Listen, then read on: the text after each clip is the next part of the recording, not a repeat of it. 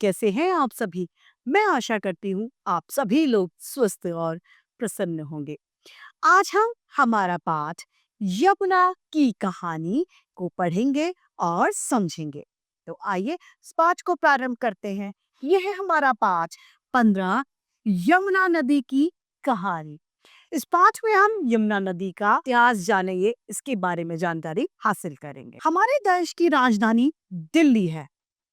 क्या तुम बता सकते हो कि दिल्ली शहर किस नदी के तट यानी किनारे पर बसा हुआ है? क्या तुम यह जानते हो कि कृष्ण जी किस नदी के किनारे जन्मे, पले और बड़े हैं, बड़े हुए हैं? उत्तर है यमुना नदी, जिसे लोग प्यार से जमुना जी भी कहते हैं। यमुना की कहानी यमुनोत्री से शुरू होती है।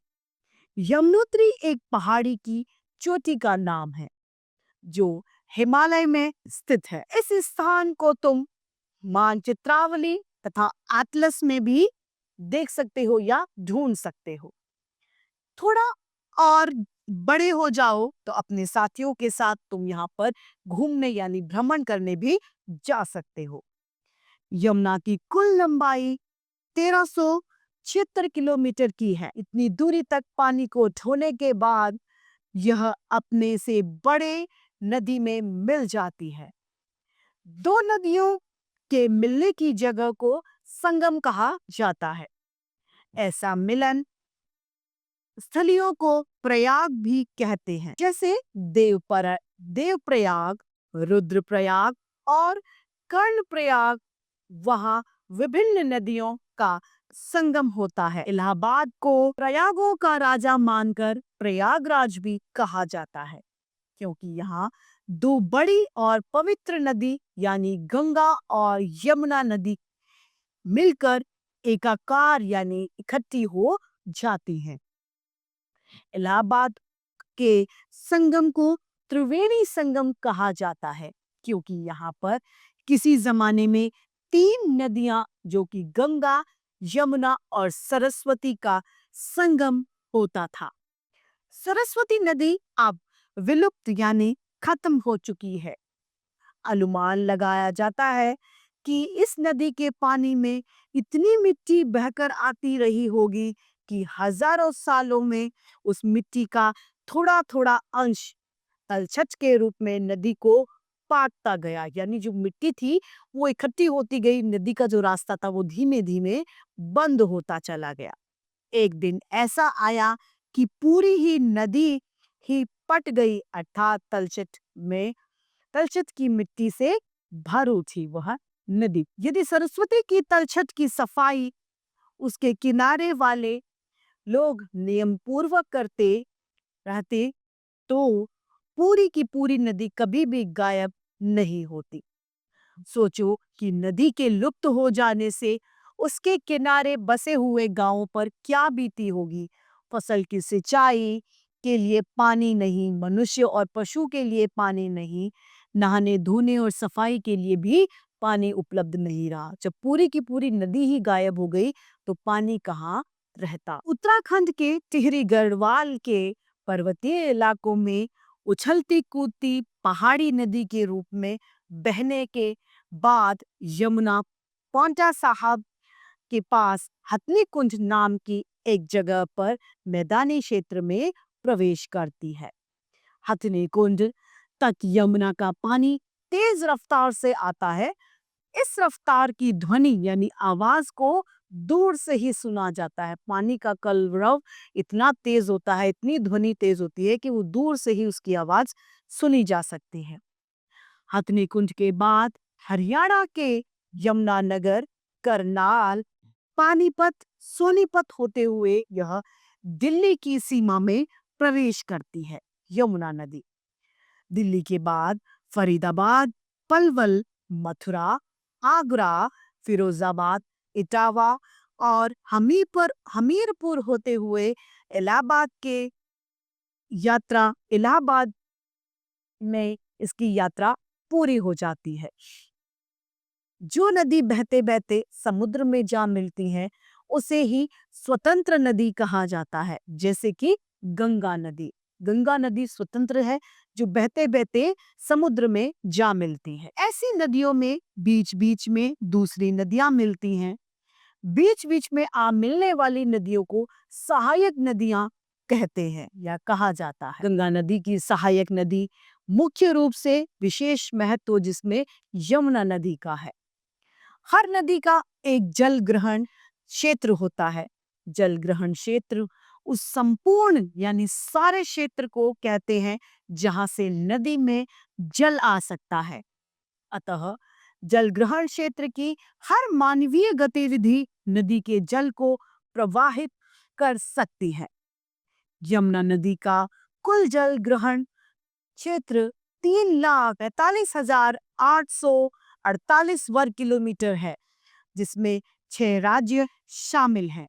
इनके नाम है उत्तर प्रदेश, हिमाचल प्रदेश, हरियाणा, राजस्थान, मध्य प्रदेश तथा दिल्ली।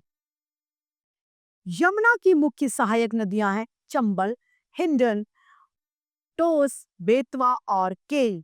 ये नदियां प्रमुख इसकी सहायक नदियां हैं। इसमें चंबल सबसे बड़ी नदी है। यमुना के प्रति लगभग 100 अरब किलोमीटर जल बहता है। कितना? 100 अरब। कुल प्रवाहित जल का 80% भाग 3 बरसाती महीनों में बह जाता है। इसीलिए अन्य ऋतुओं में यमुना नदी में कम पानी रहता है। सम्राट फिरोज शाह तुगलक ने यमुना के किनारे वाली पहली नहर खुदवाई, जो हरियाणा के हिसार जिले तक जाती थी। बाद में बादशाह अकबर ने इसकी एक शाखा दिल्ली तक खुदवाई। अंग्रेजों ने इसकी मरम्मत करवाकर पश्चिमी यमुना नगर तक इसे पश्चिमी यमुना नहर का नाम दे दिया। यह नहर हथनीकुंड के पास स्थित ताजेवाला बैराज से शुरू होती है। यहीं से पूर्वी यमुना नहर भी शुरू होती है। आगरा नहर दिल्ली स्थित ओखला बैराज से शुरू होती है। क्या तुम बता सकते हो कि नदी में नहरें क्यों बनाई जाती हैं?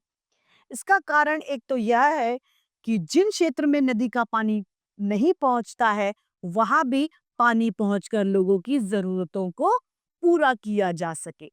और दूसरा कारण यह है कि बरसात में जब नदी में पानी ज्यादा आ जाता है, बाढ़ आ जाती है, तो पानी को नहरें अपने में रोक लेती हैं। अन्यथा यह अतिरिक्त पानी तबाही ला सकता है। तीसरा कारण यह है कि मुख्य द्वारा अधिकांश पानी समुद्र तक न पहुंचे, बल्कि नहरों में जल द्वारा मैदानों में इस्तेमाल कर लिया जा सके, इसीलिए रोक सके। पिछले कुछ सालों में यमुना नदी के पानी में प्रदूषण की समस्या बढ़ गई है। पानी में बाहर से डाले गए अपशिष्ट पदार्थ, कचरा, मल जैसे गंदे पदार्थों से पानी खराब हो रहा है। इससे जल पीने योग्य नहीं है। इसी को जल प्रदूषण कहा जाता है। साफ सुथरा जल स्वास्थ्य के लिए बहुत लाभदायक होता है, पर अब यह दुर्लभ वस्तु हो गई है। जल प्रदूषण के मुख्य कारण है शहरों से आने वाले गंदे नालों का, उद्योगों का कचरा। यमुना के किनारे दिल्ली, आगरा, मथुरा जैसे, इटावा जैसे अनेक बड़े बड़े शहर और औद्योगिक नगर बसे हुए हैं। इन शहरों से कई नाले, गंदा पानी यमुना में सीधा मिल जाता है, जिससे पानी दूषित हो जाता है। शहरों की नगरपालिकाओं तथा नगर निगमों का यह कर्तव्य है कि वे अपने शहर के गंदे पानी को साफ करने के बाद ही उसे नदियों में मिलने दे। पर वह बहुत कम नगरों में गंदे पानी को साफ करने की सुविधा उपलब्ध है। यमुना नदी के किनारे स्थित आज प्रमुख शहरों में लगभग 16 लाख लीटर गंदा पानी और कचरा प्रतिदिन नदी में आकर मिलता है।